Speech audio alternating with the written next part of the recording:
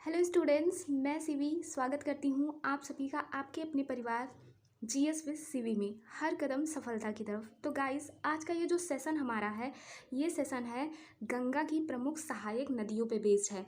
तो गाइस, जो गंगा की प्रमुख सहायक नदियां हैं, इससे लगभग सभी एग्जाम में क्वेश्चन पूछे जाते रहे हैं। आपने भी अगर पेपर प्रीवियस ईयर पेपर वगैरह लगाया होगा तो आपने देखा होगा कि गंगा की प्रमुख सहायक नदियों से बार बार क्वेश्चन पूछे जाते हैं। साथ साथ ये भी पूछा जाता है कि कौन सी नदी भारत के गंगा के किस तट से आकर के मिलती है, कौन सी दाएं से मिलती है, कौन सी बाएं से मिलती है। तो आज सारा सब कुछ हम इस एक वीडियो में कवर करेंगे। एक वीडियो में सारी चीज़ें कवर हो जाएगी। अगर गंगा से रिलेटेड कोई भी क्वेश्चन आता है तो इस वीडियो से बिल्कुल भी बाहर नहीं जाएगा, ठीक है। लेकिन उससे पहले आप चैनल को सब्सक्राइब ज़रूर कर लीजिएगा। इसी तरह की एजुकेशनल वीडियो पाने के लिए जीएस से रिलेटेड सारे कंटेंट आपको इसी पे प्रोवाइड किए जाते हैं। और हमारा नीचे टेलीग्राम का लिंक दिया है, आप उसको भी ज्वाइन कर लीजिएगा, क्योंकि फ्री पीडीएफ और जीके के सारे फ्री कंटेंट आपको वहीं पे दिए जाएंगे, ठीक है। तो सबसे पहले हम गंगा की बात करते हैं। तो जो गंगा होता है वो सबसे पहले गंगा नहीं होता है, ये उत्तराखंड में, ठीक है। उत्तराखंड में बद्रीनाथ बहुत ही प्रसिद्ध जगह है, ठीक है। बद्रीनाथ आप लोगों ने सुना होगा, जो बद्रीनाथ है बहुत ही प्रसिद्ध जगह है। यहाँ पे एक विष्णुप्रयाग नाम की जगह है, ठीक है। विष्णुप्रयाग नाम की जगह है, नोट करते चलिएगा, आप लोग चीज़ों को नोट करते चलिएगा। तो जो विष्णुप्रयाग है, यहाँ पे दो नदियाँ मिलती है। एक तो अलकनंदा मिलती है और दूसरी कौन सी मिलती है, दूसरी मिलती है धौली गंगा, ठीक है। अलकनंदा और धौली गंगा आपस में कहाँ पे मिलते हैं, तो विष्णुप्रयाग में मिलते हैं। बार बार एग्जाम में पूछा गया है कि अलकनंदा और धौली गंगा कहाँ पे आपस में मिलते हैं, तो विष्णुप्रयाग में मिलते हैं, ठीक है। उसके बाद जैसे ही ये अलकनंदा आगे चलती है, धौली गंगा को खुद में समाहित करके दूसरा कौन सा प्रयाग आता है, दूसरा आता है नंद प्रयाग, ठीक है। कौन सा आता है, नंद प्रयाग आता है, ठीक है। अब नंद प्रयाग में कौन सी दो नदियाँ मिलती है, तो नंद प्रयाग में अलकनंदा से उसके बाहिनी तट से नंदाकिनी नदी मिलती है, ठीक है। कौन सी नदी मिलती है, नंदाकिनी नदी मिलती है। जैसे ही ये अलकनंदा और आगे जाता है तब इसे कौन सा प्रयाग मिलता है, इसे तीसरा प्रयाग जिसे हम कहते हैं कर्ण प्रयाग मिलता है, कर्ण प्रयाग, ठीक है। कर्ण प्रयाग में अलकनंदा से कौन नदी मिलती है, तो कर्णप्रयाग में बाएं तट से ही कौन सी नदी मिलती है, पिंडारी नदी। याद कर लीजिए, एग्जाम में पूछा जाता है, कई बार पूछा गया है, संख्या नहीं है कि कितनी बार पूछा गया है, ठीक है। उसके बाद अभी हमने किसको किसको जान लिया, अभी हमने जाना विष्णुप्रयाग को, फिर हमने पढ़ा नंद प्रयाग को, तीसरा हमने पढ़ा कर्ण प्रयाग को। अब हम पढ़ेंगे किसको, अब हम पढ़ेंगे रुद्रप्रयाग को, ठीक है। रुद्रप्रयाग में कौन सी नदी आकर के मिलती है, तो रुद्रप्रयाग में इसके दाहिने तट से केदारनाथ के पास, केदारनाथ जो कि बहुत ही धार्मिक तीर्थ स्थल है भारत का, तो वहाँ से मंदाकिनी नदी निकलती है, ठीक है। मंदाकिनी नदी निकलती है और कहाँ पे आकर के मिलती है, अलकनंदा में, तो रुद्रप्रयाग में आकर के मिलती है, ठीक है। फिर उसके बाद जैसे ही थोड़ा आगे जाते हैं तो देवप्रयाग पड़ता है, देवप्रयाग में यहाँ पे अलकनंदा में कौन सी नदी आके मिलती है, तो यहाँ पे भागीरथी आकर के देवप्रयाग में अलकनंदा से मिलती है और यहीं से फिर ये क्या कहलाती है, ये गंगा नदी कहलाती है। आपसे इन पांचों प्रयागों के बारे में भी क्वेश्चन पूछा जाता है। इसे पंच प्रयाग हम कहते हैं। पहला प्रयाग कौन सा, वैसे प्रयाग का मतलब क्या होता है, तो प्रयाग का मतलब ये होता है जहाँ दो या दो से अधिक नदियों का जो संगम होता है उसे हम प्रयाग कहते हैं, ठीक है। विष्णु प्रयाग में कौन कौन मिलता है, तो विष्णु प्रयाग में धौली गंगा और अलकनंदा मिलती हैं। नंद प्रयाग में नंदाकिनी नदी और अलकनंदा का मिलन होता है। उसके बाद फिर कर्ण प्रयाग में पिंडारी नदी और अलकनंदा का मिलन होता है। जबकि रुद्रप्रयाग में अलकनंदा से मंदाकिनी नदी मिलती है आकर के। और देवप्रयाग बार बार एग्जाम में पूछा जाता है, मोस्ट इम्पॉर्टेंट क्वेश्चन है कि भागीरथी और अलकनंदा कहाँ पे मिलते हैं, तो देवप्रयाग में मिलते हैं और वहाँ से इनका नाम क्या हो जाता है, इनका नाम हो जाता है गंगा, ठीक है। गंगा नदी इसका नाम हो जाता है। चलिए आगे देखते हैं।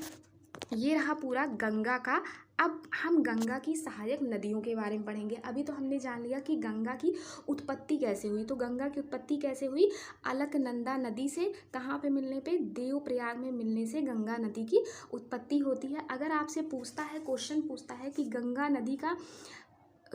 नदी का उद्गम स्थल क्या है, तो आप क्या बताएंगे? आप बताएंगे उत्तराखंड के उत्तरकाशी में। ठीक है, ध्यान से सुनिएगा, कुछ भी ऑप्शन में दे के आपको कंफ्यूज किया जा सकता है, तो ध्यान से सुनिएगा। उत्तरकाशी जिले के गोमुख के निकट गंगोत्री हिमानी, ठीक है, गोमुख के निकट गंगोत्री हिमानी, यहीं से गंगा नदी जो है वो निकलती है। ठीक है, यही क्या है? गंगा नदी का उद्गम स्थल है। ठीक, चलिए आगे चलते हैं, आगे देखते हैं। गंगा नदी फिर अपने मार्ग पे धीरे धीरे करके आगे प्रशस्त होती है। ठीक है, और जैसे जैसे वो आगे प्रशस्त होती है तो जो है कानपुर में इससे गोमती नदी आकर के रामगंगा इससे आकर के मिलती है। ठीक है, कौन सी नदी आकर के मिल जाती है? रामगंगा नदी इससे मिल जाती है। अब रामगंगा नदी का उद्गम स्थल क्या है? तो इसका उद्गम स्थल है नैनीताल। ठीक है, क्या है? नैनीताल। किसका उद्गम स्थल है? तो रामगंगा नदी का उद्गम स्थल क्या है? नैनीताल है। ठीक है, उसके बाद जैसे ही गंगा नदी थोड़ी और आगे जाती है तो उससे गोमती नदी आकर के गंगा नदी से मिलती है। अब गोमती नदी का जो उद्गम स्थल है वो कहाँ है? तो वो उत्तर प्रदेश के पीलीभीत में। कहाँ पे? उत्तर प्रदेश के पीलीभीत में कौन सी झील है? पीलीभीत में कौन सी झील है? फुलहर झील है। ठीक है, कौन सी झील है? फुलहर झील से किसका उद्गम स्थल है ये? तो ये गोमती नदी का उद्गम स्थल है। ठीक है, गोमती नदी आकर के कहाँ मिलती है? गंगा नदी से आकर के मिल जाती है। ठीक है, फिर जैसे ही थोड़ी और दूर पे गंगा नदी चलती है तो इससे आकर के घाघरा नदी मिल जाती है। घाघरा नदी कहाँ से निकलती है? तो ये नापचा से। ठीक है, कहाँ से? ये नापचा से निकलती है। नापचा चुंग हिमानी है, कहाँ पे है? तिब्बत में है। नापचा चुंग हिमानी कहाँ पे है? तो तिब्बत में है। तिब्बत से घाघरा नदी निकलती है और कहाँ मिलती है? गंगा में मिलती है। ठीक है, फिर गंगा नदी कुछ और आगे चलती है और जैसे ही गंगा नदी प्रयागराज में पहुंचती है तो उससे आकर के यमुना नदी मिल जाती है। ठीक है, यमुना नदी आकर के मिल जाती है। अब पहले हम यमुना को भी पढ़ते हैं, फिर हम गंगा यमुना को साथ लेकर के आगे चलेंगे। तो ये जो यमुना नदी है ये किस हिमानी से निकलती है? तो ये यमुनोत्री हिमानी से निकलती है। अब यमुनोत्री हिमानी कहाँ पे है? तो ये बंदरपुच्छ के पास है। ठीक है, बंदरपुंछ के पास है, यहाँ से यमुना नदी निकलती है। फिर यमुना नदी के दाहिने तट से क्वेश्चन आपसे ये भी किया जाएगा कि कौन सी नदी किस नदी के दाहिने तट से मिलती है और कौन सी बाएं तट से मिलती है। तो जो चंबल नदी है ये कहाँ मिलती है? ये यमुना के दाहिने तट पे आकर के यमुना में मिलती है। सिंध, बेतवा, सोन और केन भी दाहिने तट से ही यमुना में मिलती है। ठीक है, चंबल नदी का उद्गम स्थल कहाँ है? तो जो चंबल नदी है उसका उद्गम स्थल जो है वो कहाँ पे है? वो है जानापाव पहाड़ी इसका नाम है। ठीक है, सिंध नदी जो है मध्य प्रदेश से, बेतवा भी मध्य प्रदेश से, जबकि जो केन नदी है ये कहाँ से? ये विंध्याचल पर्वत से निकलती है और कहाँ पे आके मिलती है? तो ये यमुना में आकर के मिलती है।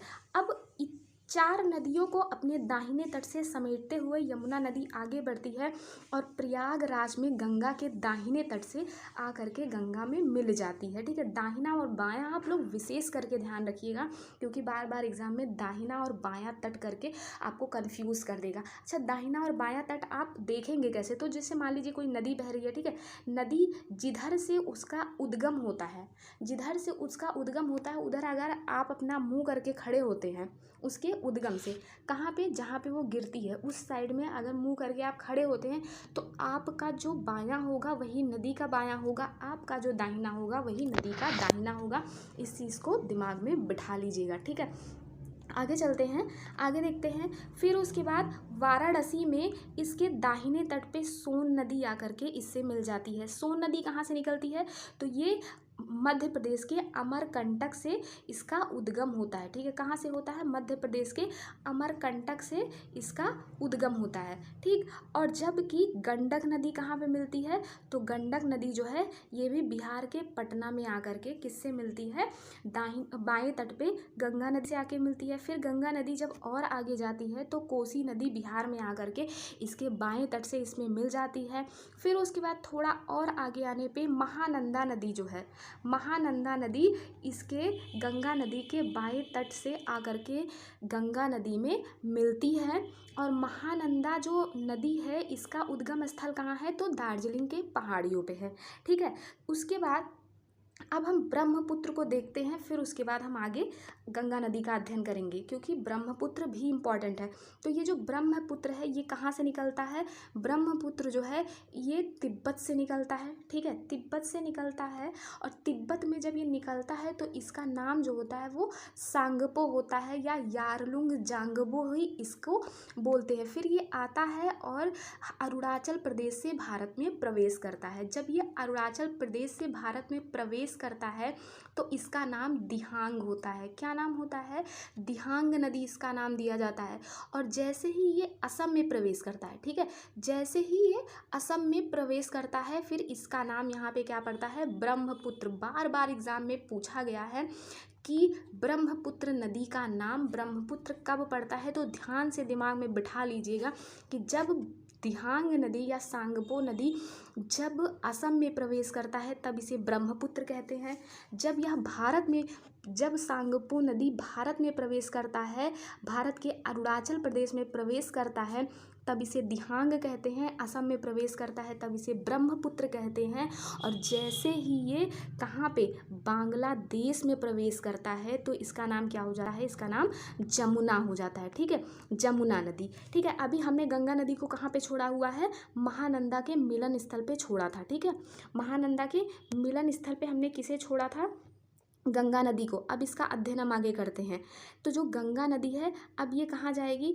अब ये महानंदा नदी को ले करके आगे जाती है। तो यहीं पे हुगली नदी की एक गंगा नदी की एक धारा यहीं पे इससे अलग हो जाती है, जिसका नाम पड़ता है हुगली। ठीक है, हुगली जो है वो गंगा की ही एक धारा है जो आगे जा करके फिर यहाँ पे पूरा गंगा का सुंदरवन का डेल्टा बनता है, गंगा नदी बनाती है। ठीक है, आगे अब ये जो गंगा नदी थी, गंगा नदी अब ये कहाँ पे आ गई है? बांग्लादेश में आ गई है।